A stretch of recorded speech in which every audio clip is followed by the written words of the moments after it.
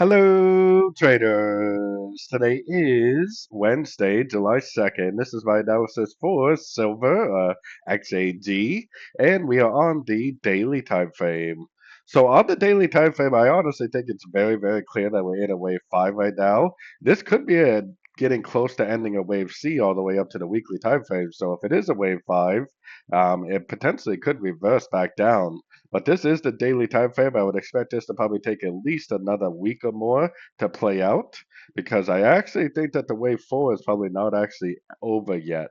I think we're still in a wave A right here. Most likely this is an A, B, C of B. I think we need to go back down to about the 38%, I think is the most likely. But because of this, rally-based rally right here, the 50% also could be an area of interest for the end of an ABC of 4, and then that is when we're probably going to head up to make that final wave 5. Then if we get a big reversal and a break of structure, that's likely going to be the end of a trend all the way up to the weekly time frame if that's how it plays out. Going down to the 1 hour time frame. So on the 1 hour time frame, I got my Fibonacci retracement on the move down, which I think is clearly a wave A. I think this first push up is an A. I think this sideways down action is probably a wave B. I think that we potentially are going to go up to about the 78% for a wave C.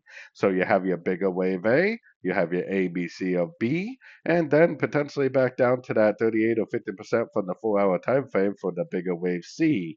This is going to be the completion of an ABC of wave 4. And once that's over, you should get a break of structure to the upside and another impulsive move to the upside for the wave 5. So anyways, don't forget to check out my free Discord group. It's linked down here in the corner. Take a look at my website, fxpipcollector.com.